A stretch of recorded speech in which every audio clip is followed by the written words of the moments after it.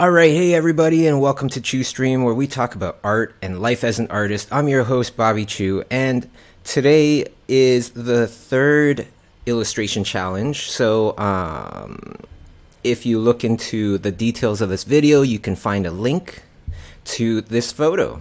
This photo is by Anton Levin from unsplash.com. This photo I thought was a really awesome one. It has a lot of intrigue. There could be a lot of drama in there with the lighting and everything. We have 90 minutes, everybody. 90 minutes to take this illustration, this photo, and create an illustration that is inspired by this photo. Okay, and that's the challenge. And I'm going to be doing this with you, of course, as always. And as always, if you have questions, you can go to slido.com, hashtag ChewStream, and you don't need to sign up for an account or anything. If you're catching this live, you can type in your questions there. I will answer as many as I can. Okay, and before I start painting, you guys can go ahead and kind of get a slight head start, right? Before we do that, I want to go to last week's challenge. This was a fun one. It was the cat, right? This is the reference. This was the challenge, and this funny, wonderful submission here by Sherry. Corona mask cat. That's awesome. Love it. I really like this one too, not just because of the illustration, I like this. I like the idea, the fact that this person has did a few really quick studies. Could be longer. Hopefully Jana will take on longer studies in the future, but that's what I'm talking about. Love it. This one from Instagram, this was really funny. Now, how did I find these? Because everybody hashtags their submissions, 90-minute art challenge, okay? And I'll put that on the screen when I start doing my painting. This one I thought was hilarious. You know, that's what it's all about. It's about being inspired by the study of the week, right? We don't necessarily need to copy it full out, even though you can, like this one. This one's lovely, very lovely, nicely done proportions here, right? The drawing here was wonderful, and the painting's not bad either. It's a little loose, but that's the other thing. We only have 90 minutes to finish it, right? Here's another one by Tobias, right on. Big shouts out. And speaking of shouts out, where's everybody from today? I'd love to give a few shouts out. Last time it was like literally the whole entire planet. That was awesome. This final submission is from Kelly. Okay, so that's just a few of the wonderful submissions that have been uploaded. Definitely check them out. You can check them out with the hashtag 90-minute art challenge. You could see that in the bottom right hand corner of the screen, and away we go. We're starting to paint. Okay, I hope you're painting too. And the other thing is that you can also ask questions on slido.com. Okay, you can see the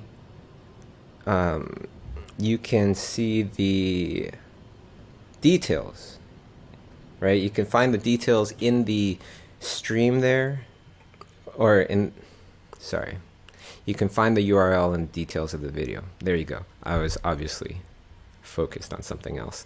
All right, and big shouts out, what everybody, Germany, Australia, Belgium's in here, Venezuela, Ukraine, Latvia, Venezuela, but it's currently in Florida, Carlos, Israel, Oxford, UK, the Netherlands, Argentina, Toronto, right on, so am I, UK, Serbia, Israel, Atlanta, Georgia, Romania, US, Belgium, West Virginia, Belgium, Netherlands, Philippines, Texas, Austria, Pennsylvania, Brazil, Michigan.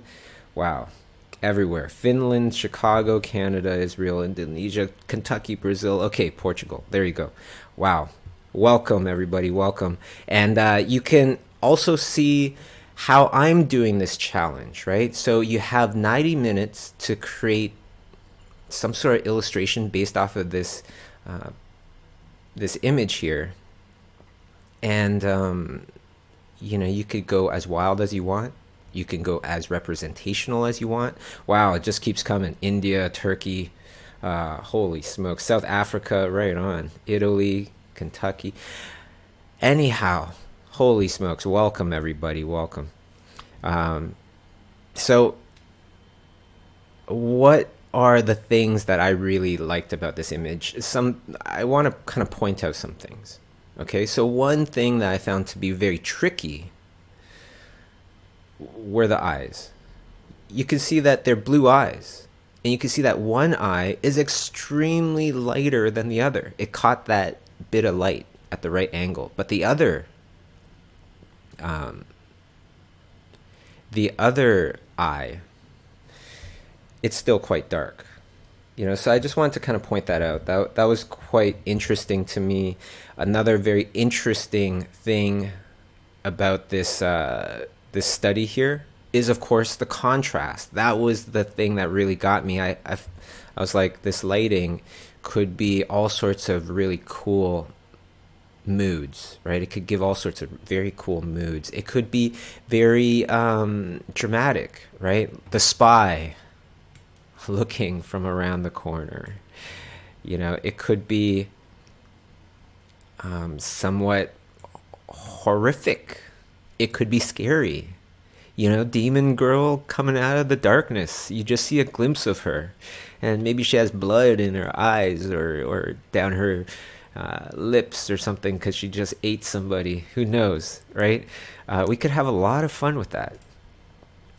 Now, for those of you that have not seen me do these challenges before, or for those of you that know when I do these challenges, I'm actually doing them without any reference. This is how I've been painting them, right? Why? Because I like to go hardcore, and I totally encourage all of you to go hardcore on these studies. And how I love to study is I love to kind of challenge myself, really push myself, really try to get as much information as possible. All right, in the time allotted to me, because I do have other things to do. I have a lot of other things to do. So these are very much kind of like warm-up exercises for me daily, right? And so the very first one here, it's an hour. I only took an hour to do this. You can see that the eye is weird. I feel like that the eyes are weird. They almost look like they're crossed. However, a little stipulation here.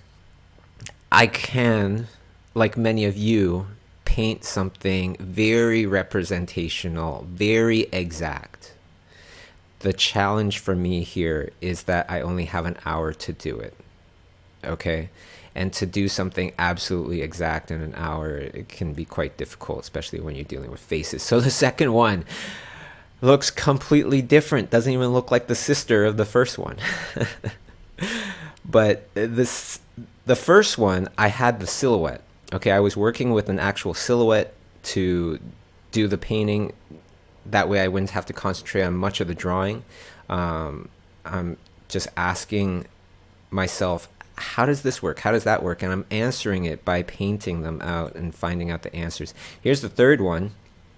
Okay, the first one, I'm doing it in such a way where I have the silhouette, I'm concentrating on certain things. The second one, I'm concentrating on other things. I'm drawing it from scratch. The third one, I'm concentrating on, again, other things, doing it from scratch. And then the fourth one, mirror image, never flopped it. right? I could flop it. It could be so much easier if I did flop it back and forth, but I didn't because that's part of the challenge. I find when you sketch things mirror image, then um,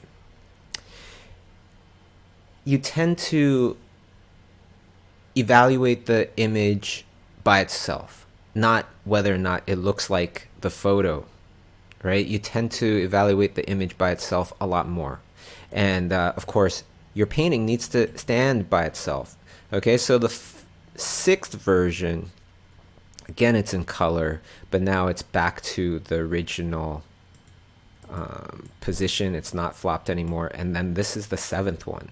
The seventh one I like to do without any reference, straight out of my head, because when I know I need to paint the seventh one straight out of my head, it makes all of those previous exercises, those 6 studies, so much more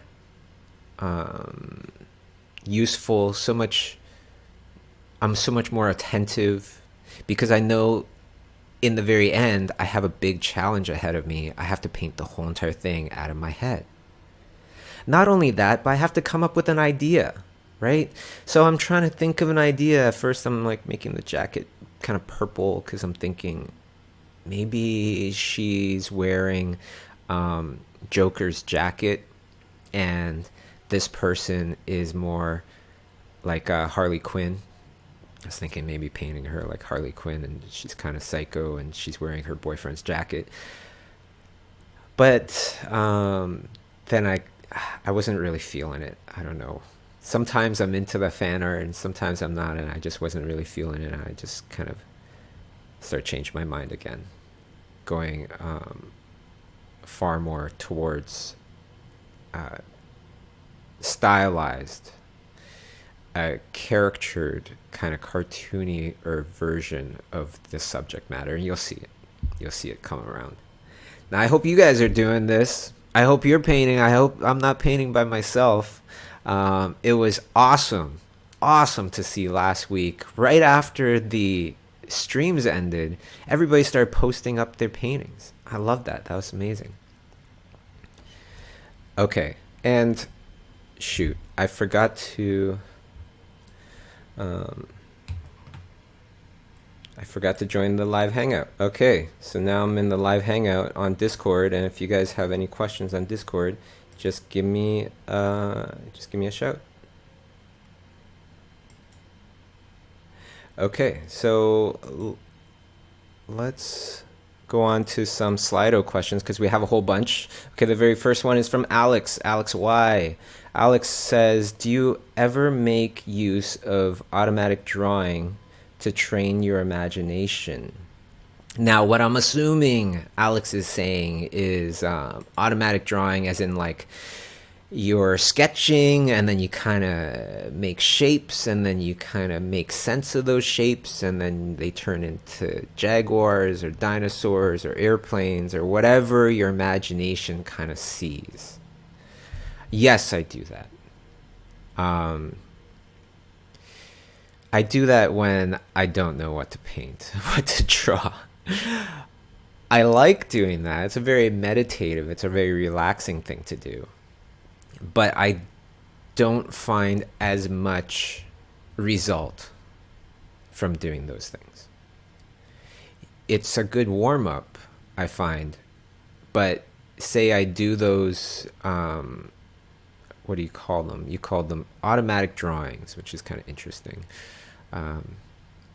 If you do those automatic drawings day in, day out, and you do that for a month, versus doing studies for a month, same amount of time that you're spending, I guarantee you doing these studies will propel your skills so much further. And I want to show people this. And so I'm actually working on a class right now where it's all about training. It's all about doing these exercises with me, and I take you through each of the 6 previous, the first 6 paintings. I take you through them and tell you what I noticed, what what am I concerned about? Where's my focus going to be? And what are the questions I want answered? And then we paint them all together. And then the seventh one, we do it just like this, and we paint it. We paint it from the reference, or based on the reference, but we don't actually see the reference. It's far more helpful if you do those beginning exercises, if you want to kind of train the same way that I'm training. If you want to, hey, you're in luck, because I'm working on the workout course, right now. And this course is it's for anybody. It's for people that are busy. That's the main thing. It's like, how much time do I have to go through full courses? I do have time. I just need to schedule that time, make a little bit of a runway in my schedule to take on a commitment like that, which is amazing. And you learn tons. But I also find the practice part of things, these workouts, a necessary second component, right? You got to not just learn the exercise, you got to do the exercise. You got to hit up the gym. You got to work off the laziness and apply the knowledge. Knowledge isn't true knowledge isn't true power until you can apply it. All right, so you can now see the very caricatured version that I'm doing, a very cartoony kind of version that I'm doing here. And you can feel free to go as representational as you like. You saw the other ones that I was showing in the very beginning. They're very, very representational. Okay, Anonymous. Oh, Anonymous has a whole bunch of questions. This is cool. Very interesting. Okay, I'm going to go with the very first question that Anonymous asks, and that is, how do you deal with art block? I work as an illustrator for one project full-time for 5 years. I draw bears and lions, mascots of the company that I've created myself. And then there's like a part 2 to this. Okay, and part 2 says, it turns that the last year I cannot draw anything but bears and lions. I love this question. It's like my brain stopped producing any other ideas. How can I overcome it? Absolutely. I totally hear you with this. I love this question because it's not just you, my friend. It's not just you that ends up drawing bears and lions all day. We all have our versions of bears and lions if we are not constantly stretching our boundaries, if we're not learning all the time. What's the best way to get past artist block? Literally this. Do these studies. Do these studies with me. Because the best way to break artist block is to learn something. Once you've learned something, then you have a whole new avenue. Maybe a whole new door, a whole new avenue, a whole new city, a whole new world to explore. Right? If you learn a little bit of 3D and you're used to doing digital painting, how's that going to affect your paintings? How's that going to affect your art? How's that going to affect your love of art? Right? I don't really draw people. That is, it's not a huge struggle for me because I feel like I can draw people, but animals, creatures, that kind of just comes out no problem, like water. Easy. Drawing people is a bit more challenging, but I used to draw people a lot. It was really, really fun. Anyways, I'm choosing these references not because, I'll show them how to do this. I'm choosing these references specifically for myself because I want to challenge myself. I'm looking for challenges. And I'm choosing this subject, this person here, because it kind of intimidates me a little bit. There's questions there that I don't really understand, right? I love that. And there's a lot of information there that I still want to get, right?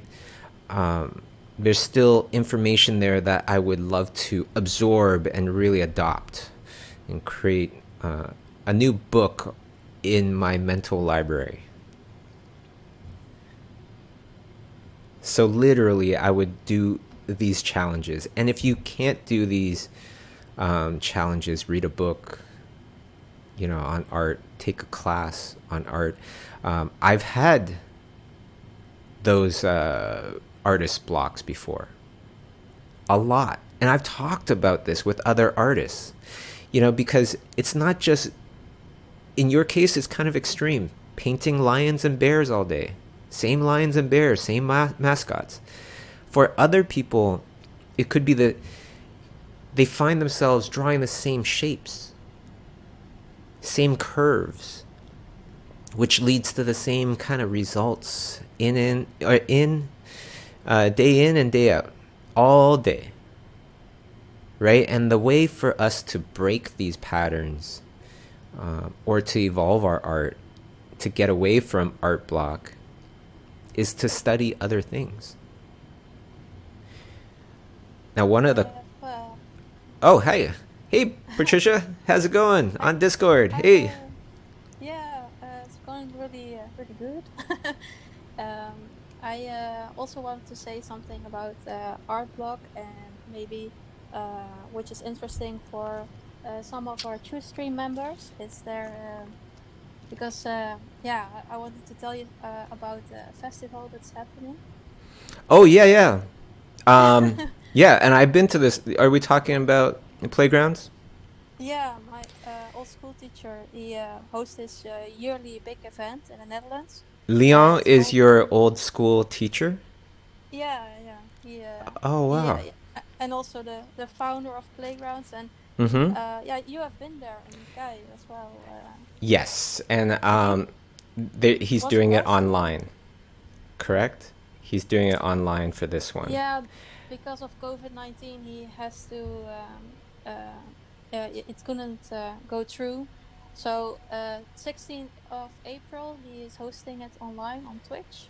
16th Uh, of April on Twitch. That's awesome. Right on. Yeah, with speakers like Wouter Tulip, Lois van Baarle, Mm-hmm. Beatrice Blue, Evan, and a lot of more others. And you can check it out at weareplaygrounds.nl. That's And I will put fantastic. the information in Discord if people want to join in and listen to artist talks. And there will also be panels about art block and working from home, which is very relevant now. So, Great. yeah. Great. Just for those of you out there that have never heard of Playgrounds, this is an event that happens in the Netherlands as well as in Berlin last year for the first time. Leon, the organizer, wonderful human being. I been there before myself. Went to Playgrounds. I forget which year. I think it was last year. Had a great time. Was hanging out with Carter Goodrich and Peter DeSev and Andrea Blasic and Loish and Iris Compete and Wouter, and the name dropping goes on and on and on. So I'm gonna stop there. But it was a wonderful event. I'm very curious to see what the online version will be. So I encourage everybody to tune in. Should be fun. Yeah. And if anybody has a question on Discord, feel free to, you know, just say something. All right. Okay, hello. Hello, hello. Hi, I'm Jan from Hanover in Germany, and yeah, this is the third time I joined your challenge, and I Fantastic. also There's been 3 so far, so you've been in every one. yeah, and I also added another challenge for me this time. I want to come up with some questions for you today, Fantastic. and so I came up with I guess I hope 3 solid questions is okay if I ask them. Okay, let's do it. What's the first one? Okay, let's do it. Okay, so I also painted the sixth picture, and I'm right now at the sixth picture. So I for myself I added some mini challenges to this. For example, I do not allow myself to use the color picker. Instead, I only get my colors through the color mixer. Nice. And are there any restrictions that you came up with your working process? I've had a bunch. So, you know, if you want some extra challenges there, you can paint 100% opacity all the time. Right? How do you make a painting like that? Especially with this subject matter, smooth skin is a big part of what makes her her. And to paint 100% opacity, it must be a bit of a challenge to be able to do that. You could also do stuff like, say you change the lighting. You have to really understand form of your subject to change the lighting here, right? Or on any figure. You can change the time of day. That is a wonderful exercise that I learned from the Tonko House class on Schoolism, where, yeah, Dice Tsutsumi, Robert Kondo, they did lighting for like Toy Story 3 and Monsters University and stuff. So they have to design the light, right? And so they would paint a painting. Okay, here's overcast day. This is how the school will look like. Okay, here's sunny day. This is morning. And then here's in the afternoon, and so on and so forth. Such a powerful skill. And those are just a few. You know, it's kind of like going to the gym, right? You can do so many different exercises just with the same dumbbell, perhaps. What's your next question, Jan? Okay, the next question is, yeah, it has so happened to me that with every painting I saw something new. For example, another nuance of color. What has changed for you in the perception of this particular picture? This one in particular, Yeah. well, one is I'm getting used to painting people again, and I never paint attractive women.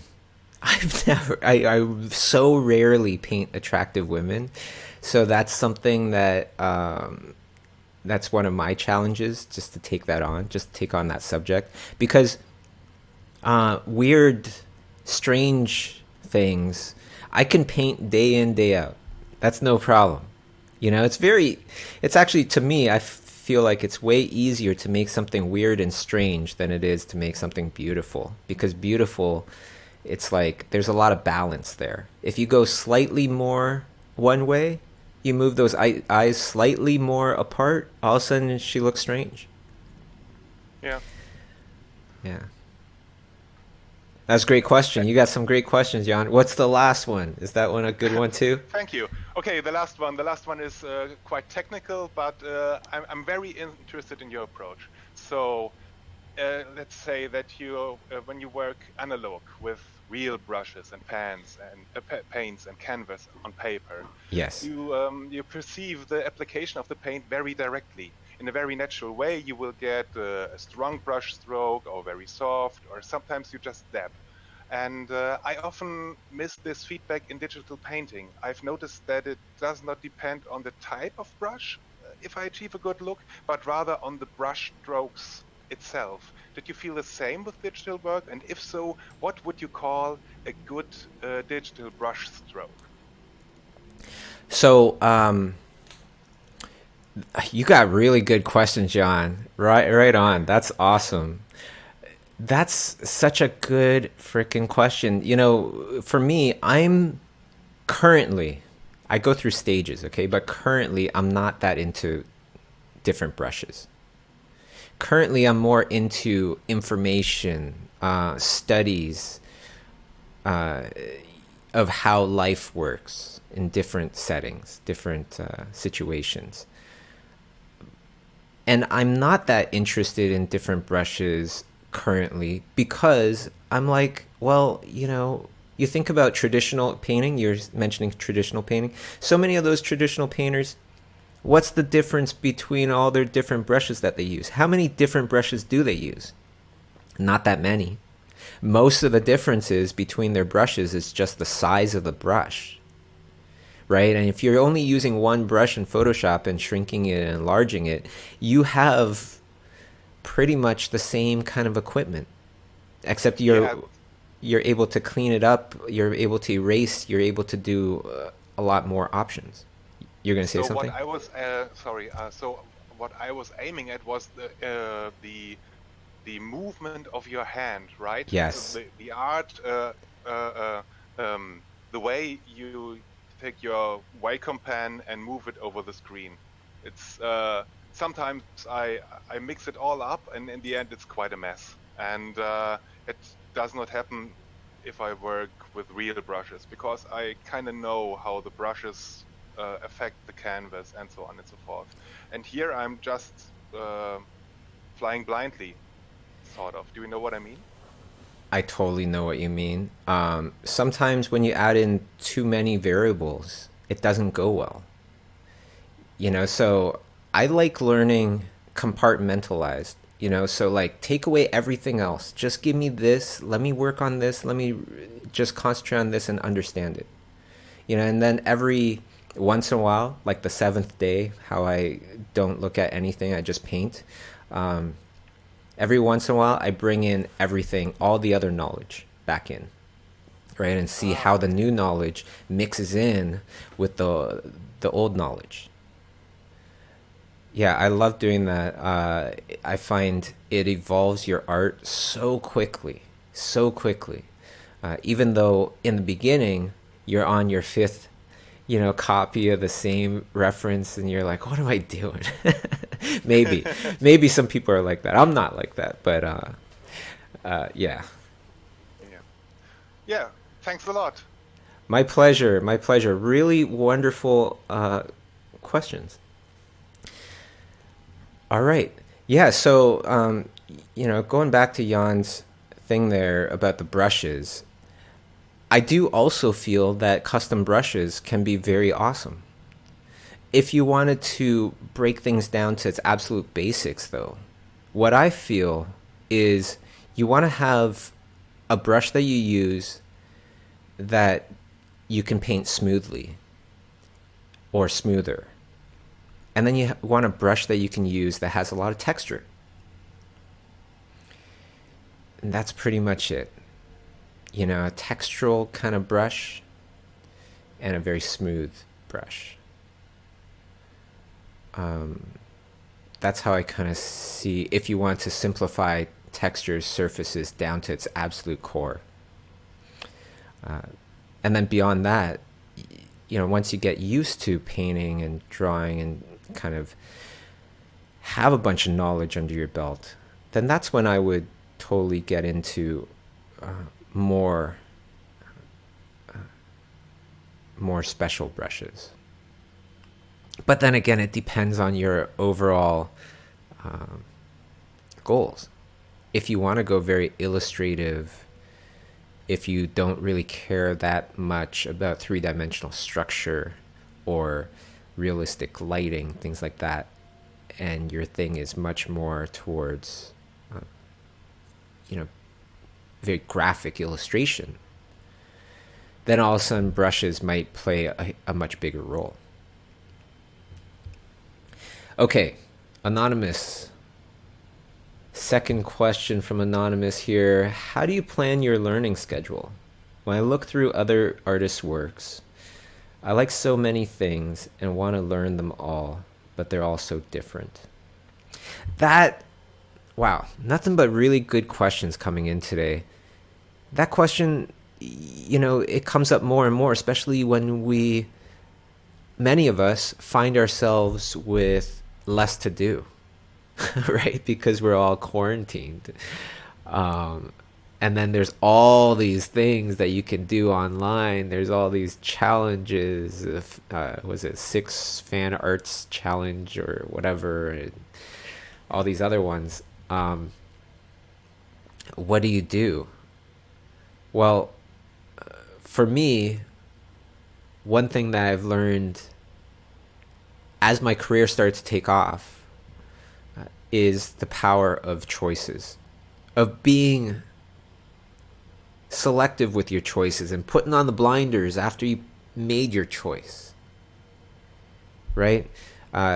When my career starts to take off, and this will happen with many of you or has already happened and you can relate, people start giving you really cool opportunities. However, if you take them all, you will lose them all because you'll do really badly. You won't have enough time. You want to be more selective. So what is the right choice to make? There is none. There's probably multiple right choices to make, even though they'll lead you to completely different places, perhaps, yes. Don't worry about that so much, because most likely you do it right, and all of those places that these different choices will lead you to are generally up, right? You're going higher and higher in your trajectory, in your career. So choose one thing. And this is what I want to kind of give to you guys, is to be able to make a choice of, okay, each week we're going to be doing this stream. We're going to be painting with Bobby. We're going to be doing the challenge. And each week we will see if we learn something, especially if you're doing it the same way that I'm doing it, where it's like I'm doing multiple versions of the same illustration or the same photograph, and then I do the last one just totally blind, just straight from my own mental library, right? Just doing this one challenge, I could tell you, it'll take up a lot of your time, and it'll be very well worth it. It won't take up a tremendous amount of your time, because what it really should do is only take up your morning or your afternoon or whatever, just 1 hour. 1 hour for the studies, and then I give myself 90 minutes for the final painting, for the final 7th day painting. All right, answered that one. This next question, this person has a really awesome name, but I don't know how to pronounce it.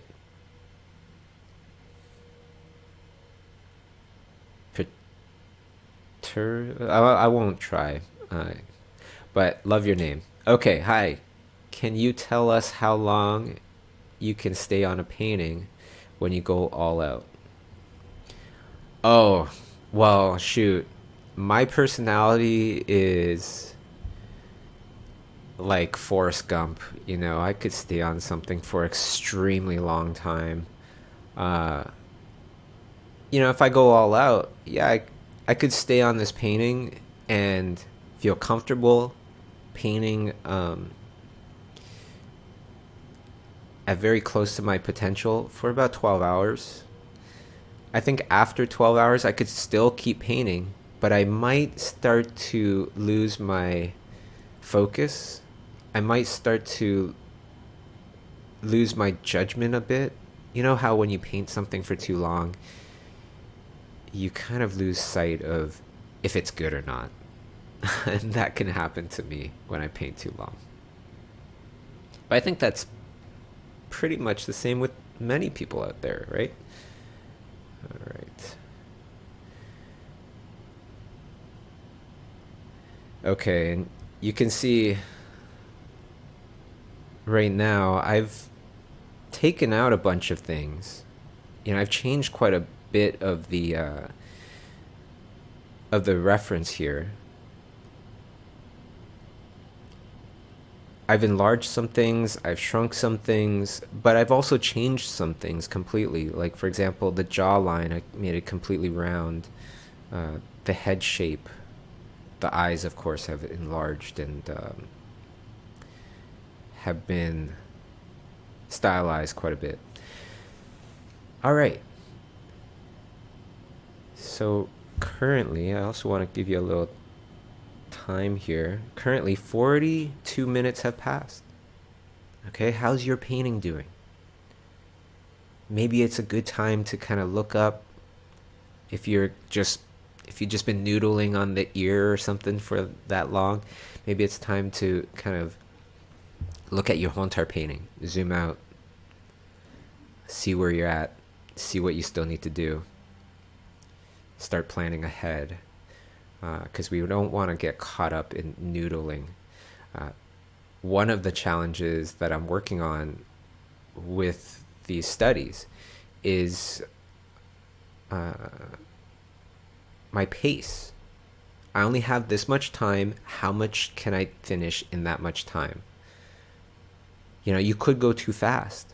It's not just going too slow. You could end up going too fast and you don't know what to do after that, because you could overwork an illustration as well. And we don't want to do that. You know, so this is a really nice exercise in time management.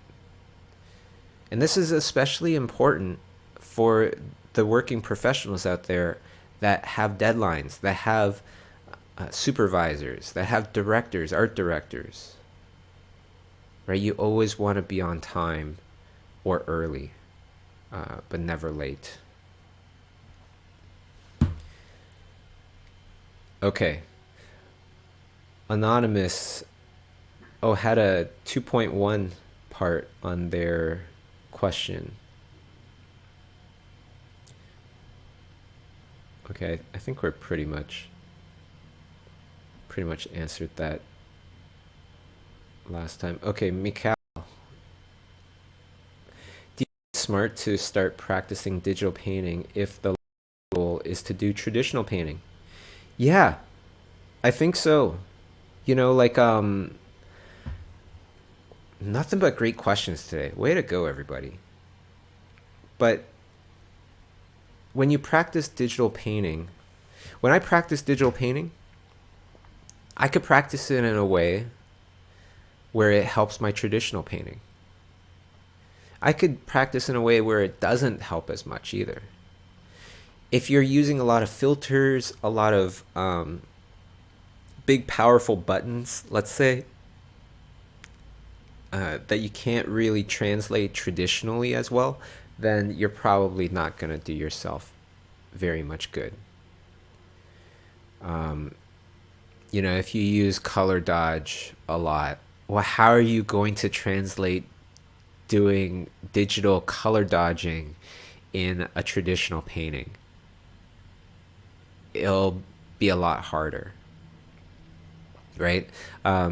If you're just like what we're talking about with Jan, if you're just using a basic brush and you're just using opacity and you're painting, that will very easily translate into your traditional painting. Right? With digital painting, you can get very, very, very precise and specific. You can just turn up the notch on your value range 2%, 1%. With painting, that becomes a lot harder, for sure. So I tend to simplify my value ranges a lot more when I'm traditionally painting as opposed to digital. Great question. And the benefits of starting from digital painting and then moving to traditional painting is the fact that it's the setup. It's the amount of time it takes for you to do a digital painting. It doesn't take you nearly as long. But I would kind of do both at the same time. You know, I would do one more than the other as well. So I would do a lot of traditional painting perhaps, and then every fifth day do digital painting, or vice versa. And I might do that for a while and then switch it around. It's constantly moving, constantly shaking, constantly evolving.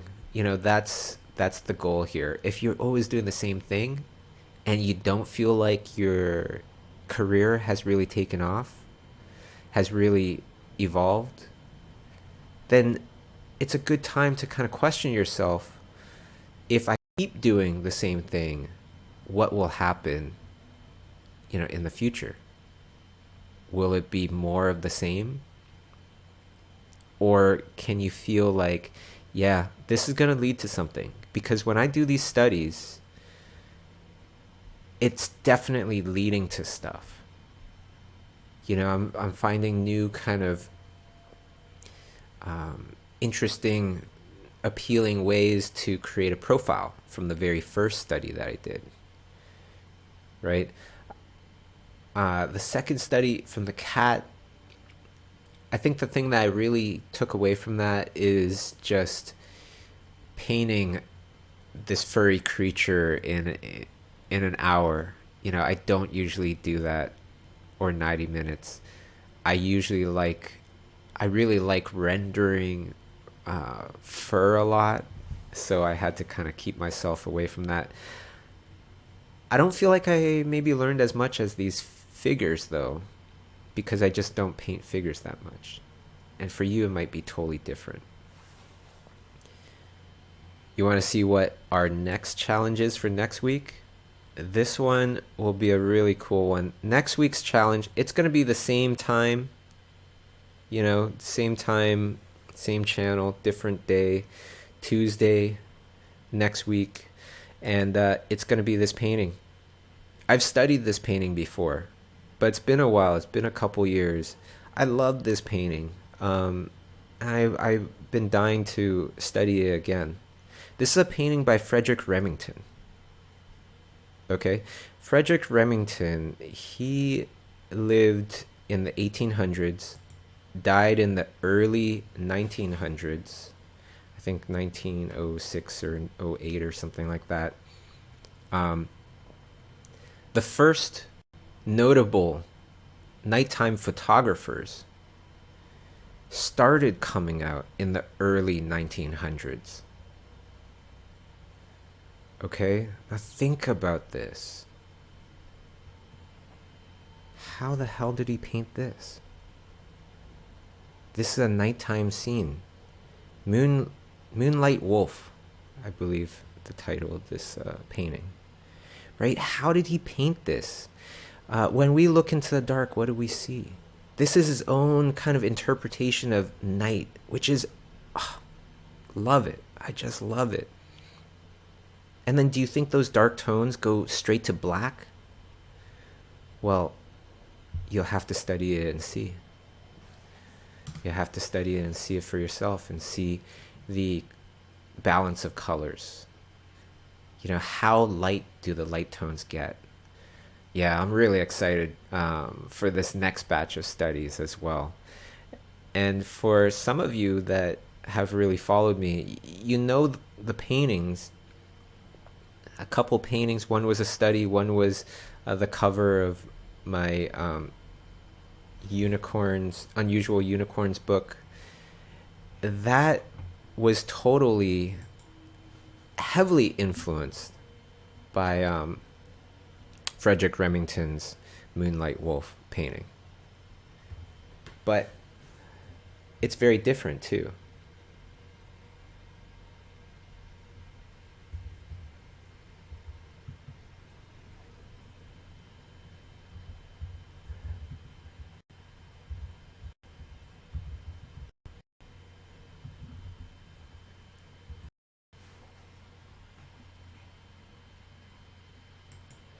Let me see if I could pull that painting here. All right. Here's what I was talking about.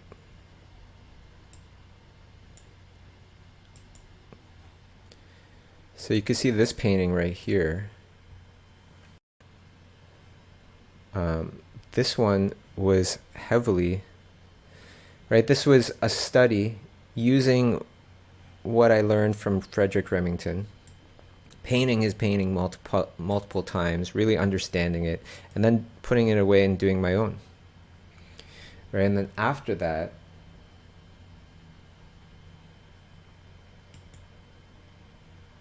that was kind of like one of my final studies. So you can study these things in so many different ways, right? And that's one of the coolest things.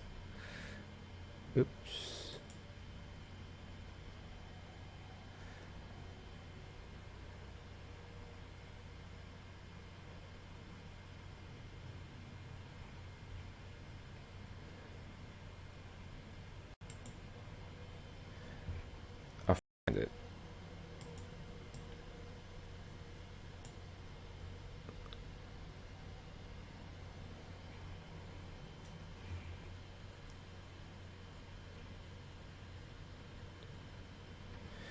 Okay, well, anyways, as I'm looking for this, I'm just gonna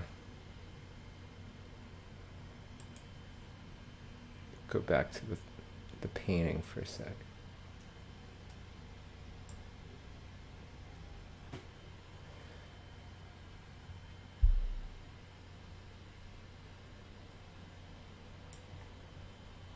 Huh. Okay, I'll show you guys next week. You know, it's just taking a little too long. The other challenging thing about this painting, I thought that was really fun, and something that I took away from this painting was the process. You can see, like, I painted the face, pretty much the head, two tones, right? I'm using the background tone, pretty much, just keeping it the exact same, and then using a shadowy tone, right? And then after that, I end up just using like an adjustment layer and lightening up a big section of it. And then I'm just going to render the heck out of that little section. Right, so it also became like, okay, well, how can I do this in the quickest way possible? I really like this because if you notice the darker areas, it is very rough. It's very, very sketchy. But if I render out this face nicely, then you'll just fall in line and you'll adopt it and you'll believe it and you'll be okay with the fact that the dark parts are very sketchy. It's kind of like reality, right? When you look into darkness, you don't see crispness. You don't see crisp details. You see sketchiness. You see sketchy kind of details. Okay. Let's go on to another question.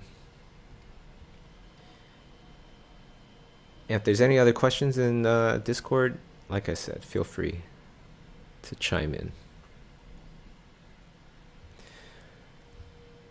Okay. Anonymous asks how to overcome the fear that I will never be able to draw like a professional. Oh, I feel you. I feel your pain, Anonymous. How to overcome that fear. My goodness, what a good one. I remember being scared. You know, I remember questioning myself if I'm able to get there, if I'm able to do things. If you're able to learn, if you were able to get a little better in drawing or painting, and you did that all by yourself, then you definitely have what it takes. I feel like a really great way that a friend of mine put this, Stanley Artgerm Lau, very talented artist, he said that he believes talent has to be cultivated, but some of us have different hardware. You know, so some of us will have strengths in this, some of us will have strengths in that, but talent all has to be cultivated. And yes, there are some people that perhaps are kind of just born with extremely good hardware, right? Like they can pick up certain things about art or about anything in a much easier way than other people. But that doesn't mean that if we don't have that extremely good hardware that we can't get those top jobs, because we absolutely can. I feel like I learn slowly. You know, and that's why I do all these repetitive things. And that's why I feel like perhaps I'm a good teacher, because I'm a slow learner. Right? I need to break everything down. You explain everything to me, that's still not good enough. I need to break it all down, look at all the parts, understand everything that you said, reconstruct it in my own way.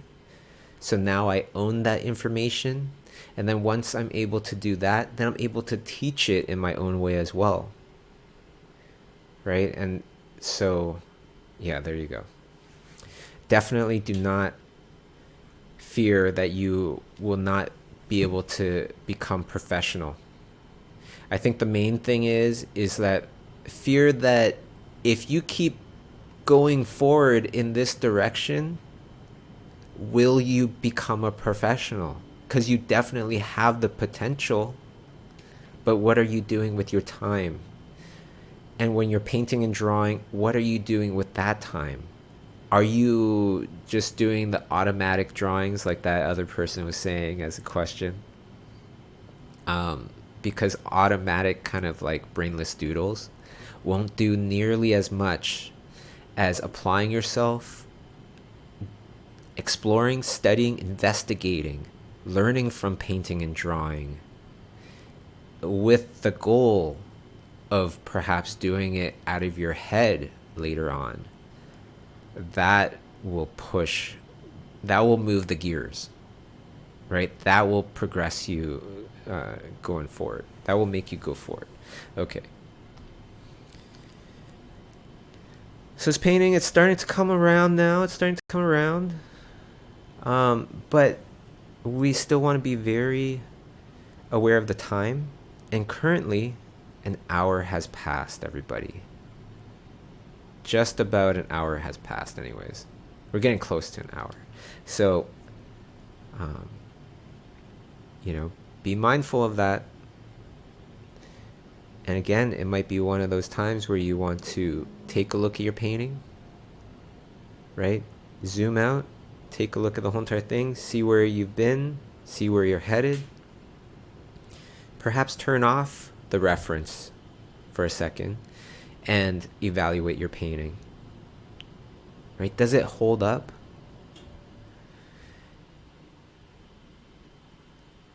Another really great way to kind of evaluate your painting is to flop it. See the mirror image of it. Does it still look good?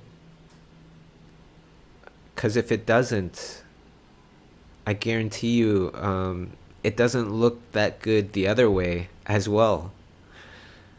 Because a lot of times we just see something weird in the mirror image because we've been staring at the straight on image for so long, we don't see those mistakes anymore. Okay. It's really great questions here. Let's go on to this one that I'm seeing from ChewStream regular CJ Rusotto. What's up? What's up, CJ? What exactly is the artist workout series and how does it work? Is it only you or other artists would join? I love this question. This is like the week of the best questions I've had for a very long time. So what CJ Rusotto is referring to is, here, I'll put this on screen because this is very exciting. Let's put this on screen here. Okay, so what he is talking about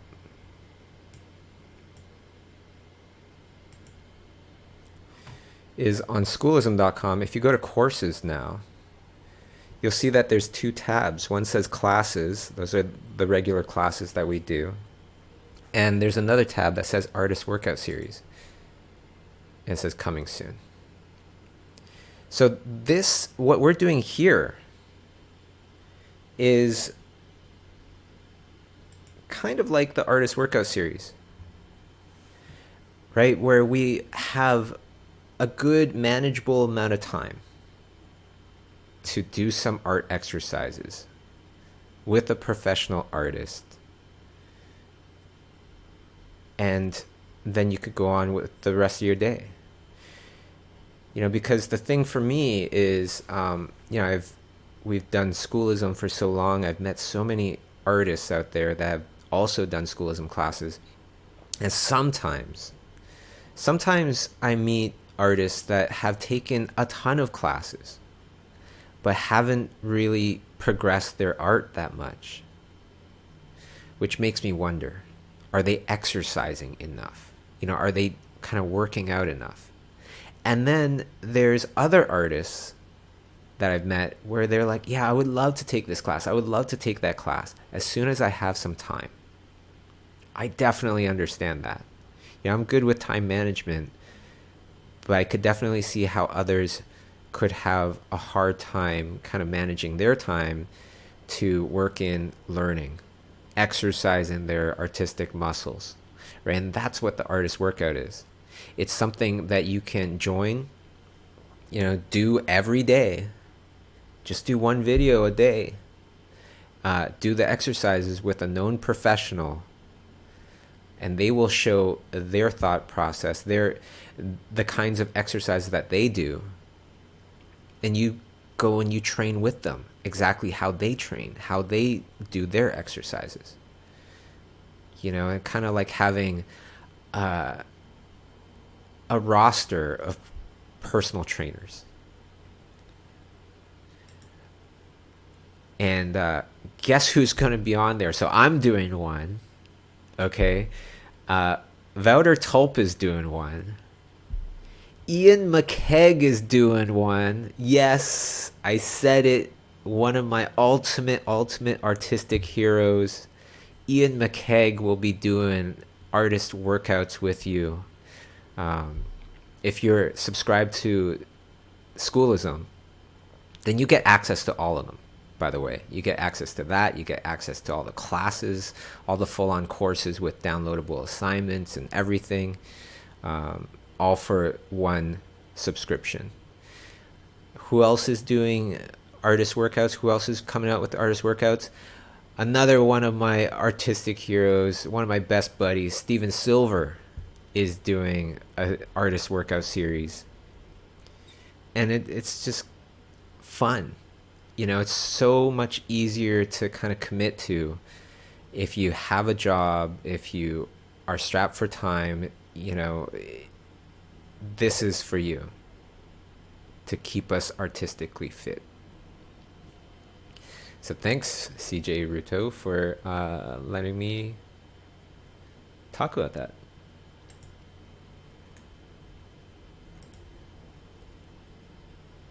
Yeah, and there's going to be a bunch of artist workout videos. It's going to be really fun.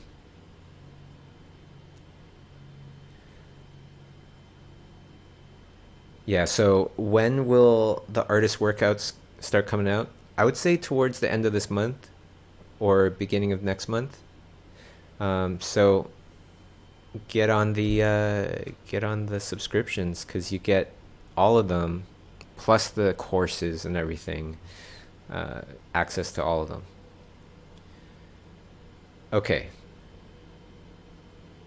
Not too many questions from Discord this week, huh?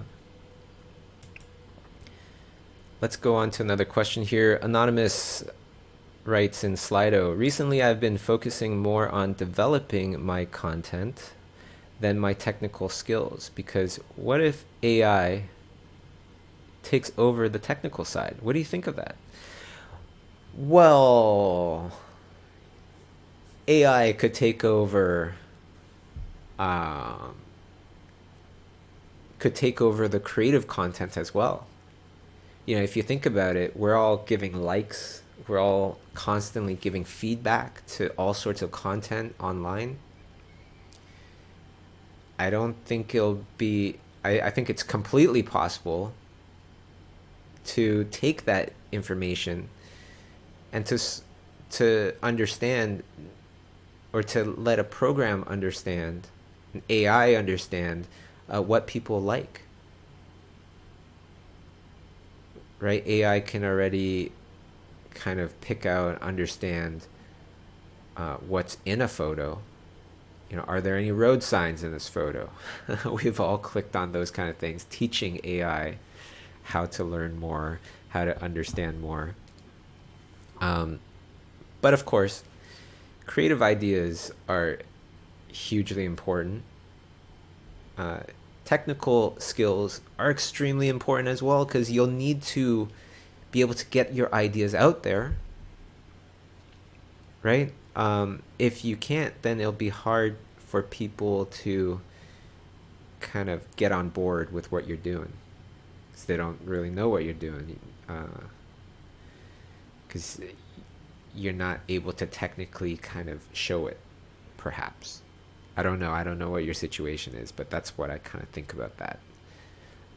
AI can already help with a lot of technical skills. A gradient is, a tool that we can use in a computer program to be super precise and all that stuff. Yeah, that's why I kind of think about that.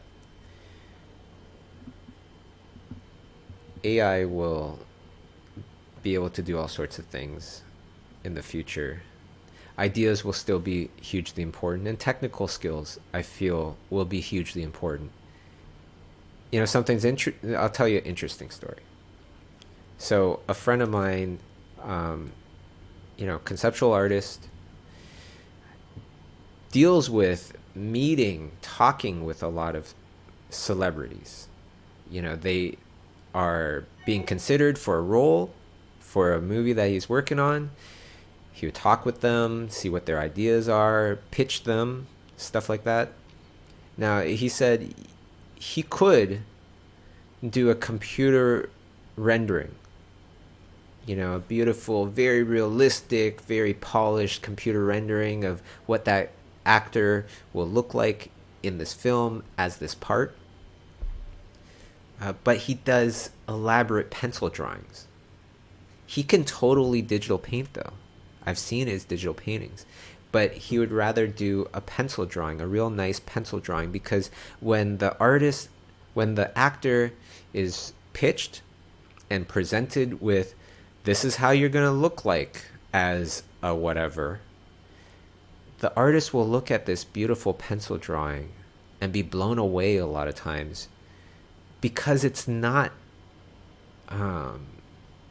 digitally made, because it's traditionally made, analog, no batteries necessary, and they see this and it's a different experience when you see this beautiful drawing.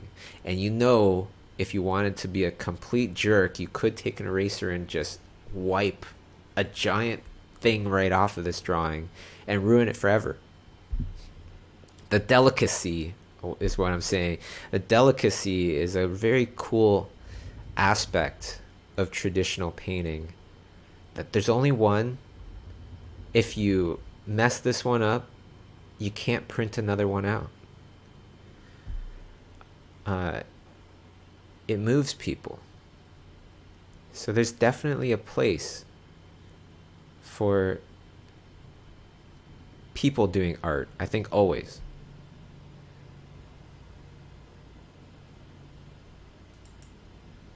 A lot of people also like things because, not just because of the thing, but because of who made that thing.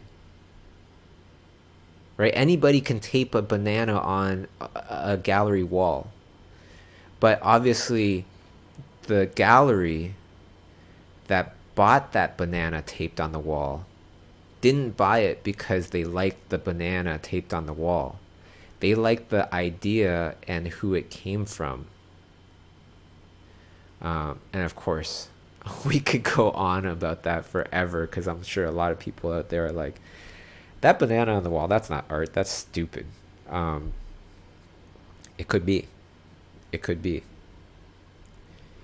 But it's the concept of a banana on the wall being valuable. Just like a concept of a toilet in a museum, the statement that it makes it art. But anyhow, everybody could have a different opinion on that. Let's go to another question here, because we've got so many good ones.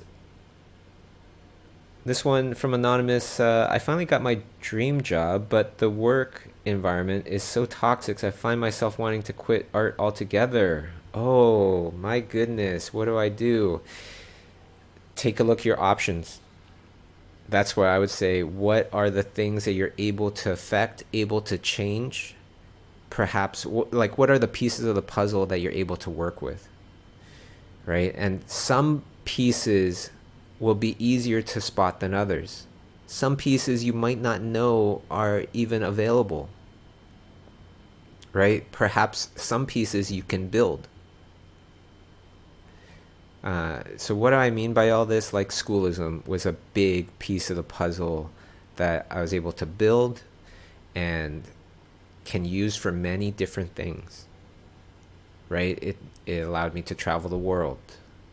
It allowed me to meet so many other people, and so on and so forth. Identify all the pieces of your puzzle here and see if they are adjustable in a way that will make your situation tolerable or enjoyable. And if you can't, for me, I would leave. But one of the pieces of the puzzle here might also be in your head. How do you kind of respond to things?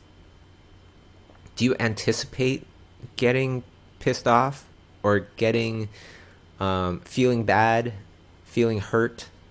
Do you anticipate that?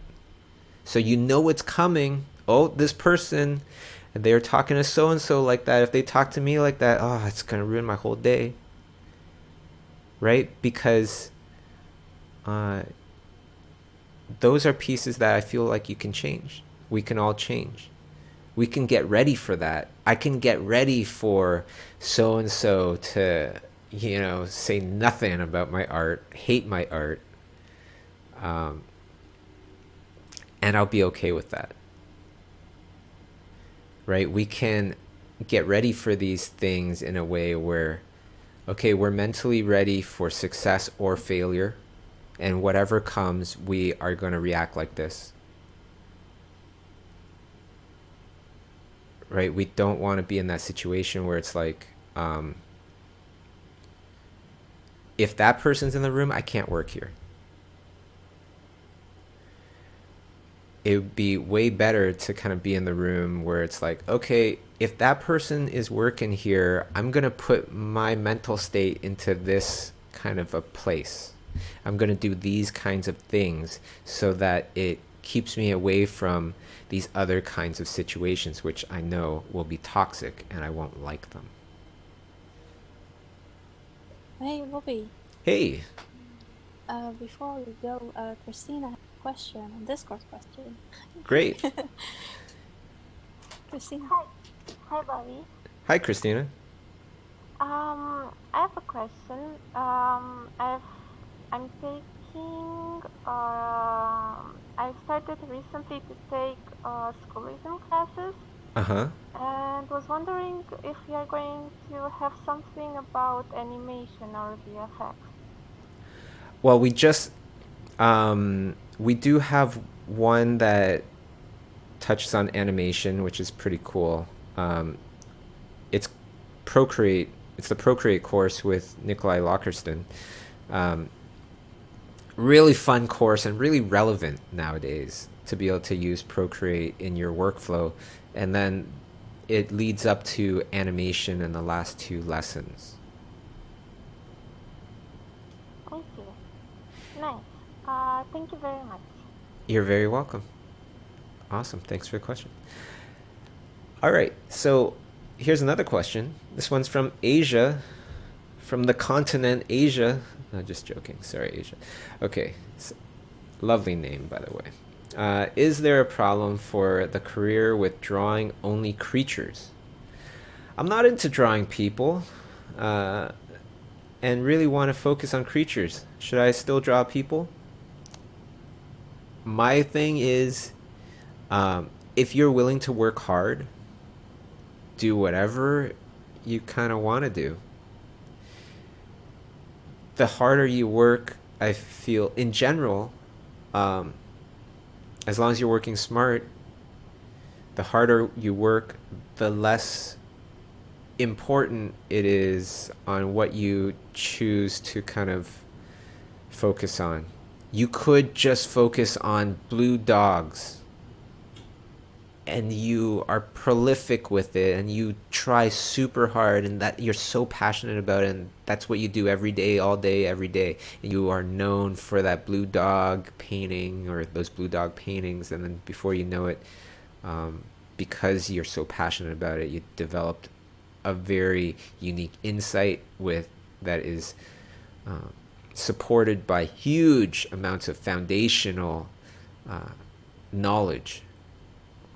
And then all of a sudden your blue dog paintings are worth a lot. And then you could keep doing that and do them all the time. I love painting creatures. I don't really paint people very often at all. I'm just starting to get back into that. So yeah, take me for an example. I pretty much paint. Even though I am painting a person today, if you look at my work, it's generally all creatures of some sort.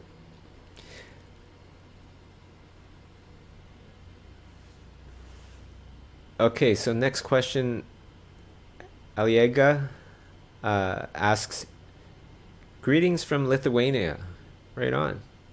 My question would be, what defies a professional illustrator? Or what probably defines a professional illustrator? A professional.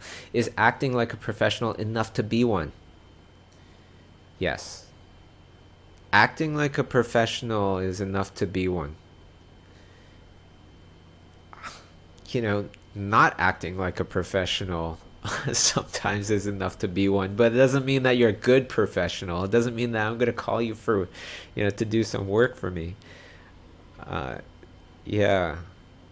I think being a professional is when you decide that you're a professional. I remember graduating from college, and did I feel like a professional? No, I didn't feel like a professional at all. Right? I felt like a person that just graduated. And then the next month, I still felt like that. The next month, I still felt like that. And for so many of us, we keep feeling like that. And that's a huge part of what we, refer to as the imposter syndrome. Right? But if you feel like, you want to do this, and you want to be a professional artist, then start acting like a professional artist. And it doesn't matter if you're a student. It doesn't matter if you had no education, nor no formal education. I've known plenty of high level professional artists, professional creatives that never had any formal education. Right? And so you're going from high school, you're going from working in a deli, you're working from delivering pizzas to all of a sudden, okay, yeah, I'm a professional. How did that happen? Right? You want to, at a point, just decide. You're not waiting for a moment.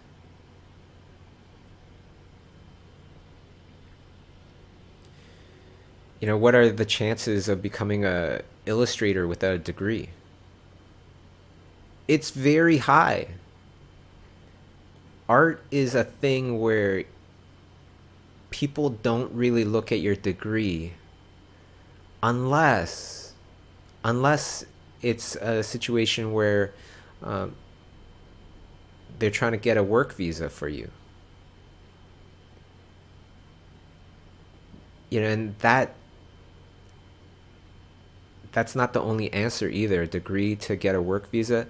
No, you don't necessarily need that either. There's many situations where it's like your experience qualifies you for a work visa. Where is my diploma? I don't have a degree. I had a diploma. I finished, computer animation post-grad and traditional animation at Sheridan College.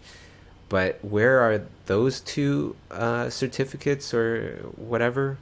I don't even know what they're called because I don't have them. I don't know where they are. Never. Love Sheridan. I'm just keeping it real. That wasn't an important thing for me to get any job. It's really about your portfolio and hopefully about you as well, and you're able to show them that you're a kind person that's easy to work with, and you're hardworking.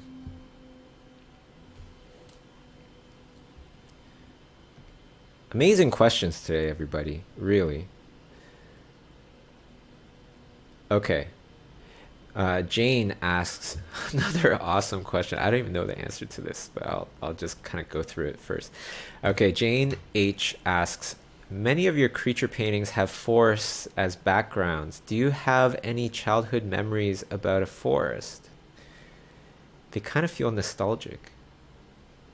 Yeah, I wonder. A lot of times we put things into our paintings, or people see things about our paintings that are totally true, and the artist didn't even think about it. It just kind of oozed out of the pores, When I think about a forest, I think about my dad, right? I think about family time, going fishing with my parents and my brother as a family. Some of my absolute fondest memories of being with my family.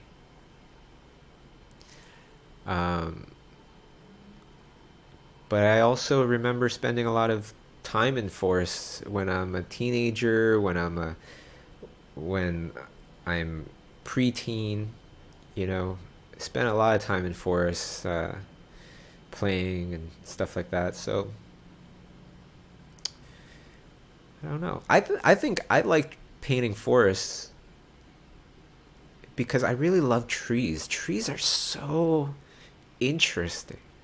So interesting how many different types of trees there are, the different types of leaves, the different types of bark and things like that. Anyhow, really getting into a boring answer to wonderful questions. Thank you, Jane.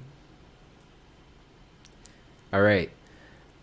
How much time do we have left? We have approximately 8 minutes left. Time to think about how you're going to finish this illustration in that time. What are you going to tighten up? What are you going to leave sketchy? Right? There are many finished pieces that have sketchy parts in it and then have refined parts. Perhaps if you're struggling with time, that's what you could go for right now. All right. Next one says, Anonymous, can you please make an example of great artists who didn't have formal education? Love it. Steven Silver never had formal education. Luis Gonzalez. He's head of story at Pixar right now, I believe. Or a director at Pixar right now for something, I believe.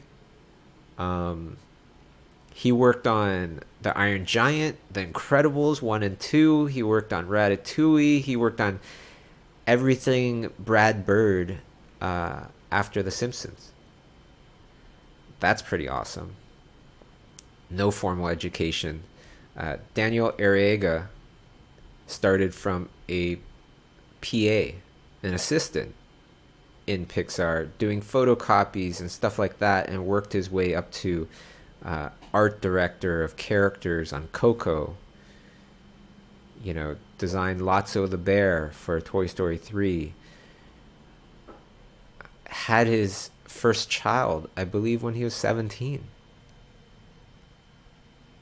And still married to the same beautiful woman. I think 3 kids at this point. And he's doing awesome. He's doing freelance now. And he's doing great. There's a whole bunch. There are so many out there that are, quote unquote, self-taught. No formal education. And there's so many examples from, schoolism, taking the people that have wrote in, taking schoolism classes and stuff like that. Wilson, do you have any advice on how learning to be creative? Oh, on how to learn to be creative on every drawing. I think the creative thing, it's I kind of relate it to cooking. You know, you put in your ingredients and then you kind of look at it and you go, how does this make me feel? Does that hit the right spot? And that's kind of like tasting it for me, right? It's going, okay, if I'm just the regular Joe, the regular person, or perhaps I'm the certain target audience, depending on what the objective is, how would I feel about this? If I didn't know the painting, I didn't know the artist, I didn't know anything, and I looked at this, how would I feel about it? What do I want the person to feel about it? And am I close? Am I there yet? Right? And then I might go, well, yeah, right now it feels a little bit more creepy than cute. Let me change some of the ingredients here. Let me do a little bit more painting. And okay, now how does it feel? Okay, still feels creepy. Well, something else must be making it creepy. I need to change another ingredient. Okay, now it's too cute. Okay, and I need to dial it back, right? And it's kind of like taste testing all the time. And the taste testing part is really looking at your artwork with an objective eye. Sometimes that means take a little bit of time away from your desk for a second. Stare at something else. Look at a book for like a minute and then come back. How does it look? How does it make you feel? Do a bunch of that, and when you start hitting the mark, when your taste for things is aligned with how people are reacting, then your ideas have gotten better. Right? And that's how I kind of go about Hi, Bobby. it. Hi, trying to be creative on like what's it called, on some of these exercises. Yes, go ahead, Patricia. We have 2 questions on Discord. Hey, yay! Right on. Yeah, it's not a voice question, but a typing Oh, okay. question. Do you think it's alright to apply for a job as a conceptual artist if you don't have the fundamentals completely sound, yet a decent enough portfolio? This is because I'm 27 and still financially depending and running out of time. Thank you. Yeah, that's the most challenging thing, I think. It's like when you are very sensitive with the time. Because if we have a lot of time, we can accomplish anything. If we don't have that much time, a lot of times that makes us choose the wrong things, do the wrong things. I hope that doesn't happen to this person.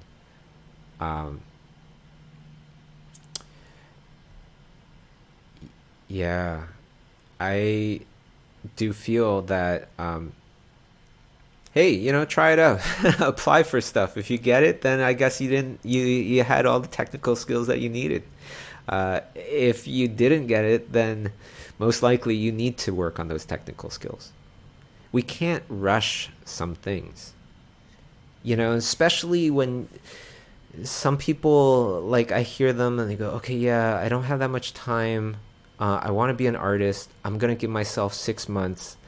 And I look at their portfolio and they're starting from zero, or they'll give themselves 1 whole year and they're starting at zero. That's not going to help. I don't know. I have my doubts on that because they're not giving themselves enough time to grow.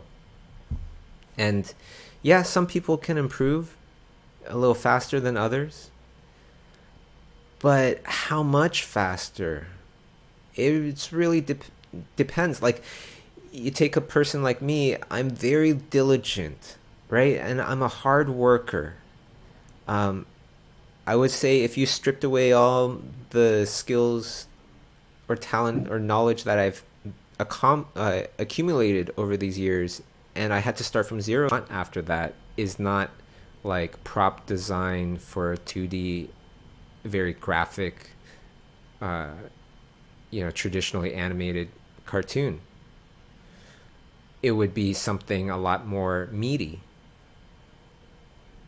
Yeah, that's how I'd kind of answer that one. And there's another question you said, Patricia? Yes, it's a different question. Great. Is it important in an artwork that has a? Is it important that an artwork has a story or something, or can it just be art? I have my opinion on that. I'm curious about yours.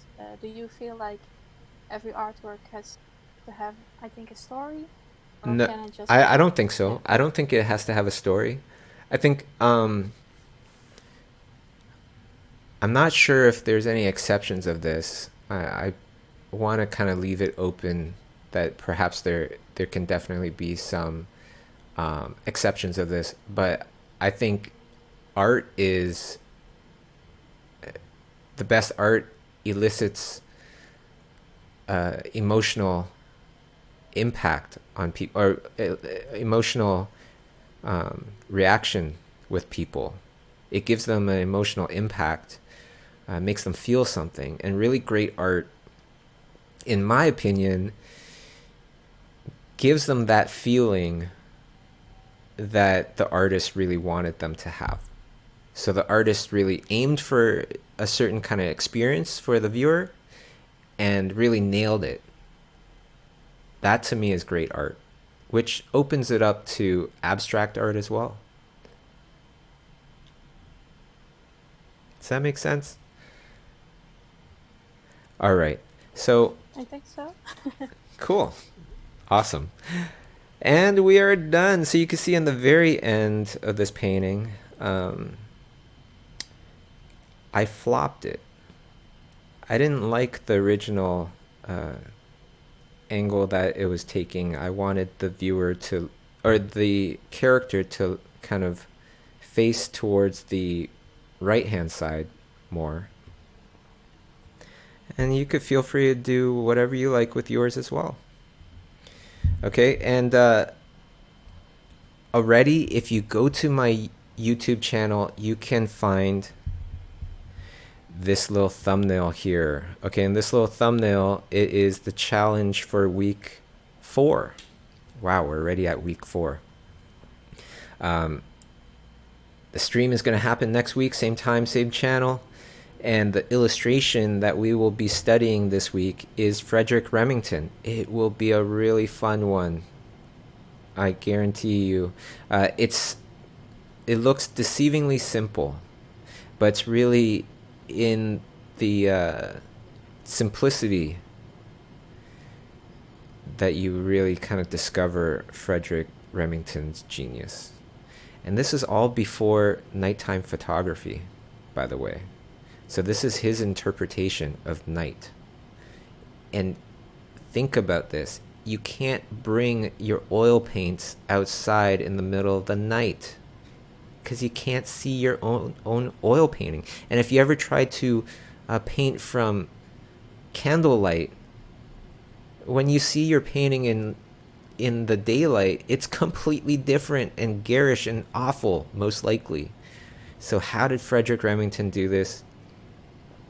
I'm not sure. I think he observed night very carefully and then went into his studio and painted kind of like no reference, kind of like how we do. But I'm not sure. But this will be a really fun one to do. I hope you guys will join me next week. And as for this week, we're all done. So this is Bobby Chu signing off. Take care, everybody. Have a great rest of the week. Thanks. Bye.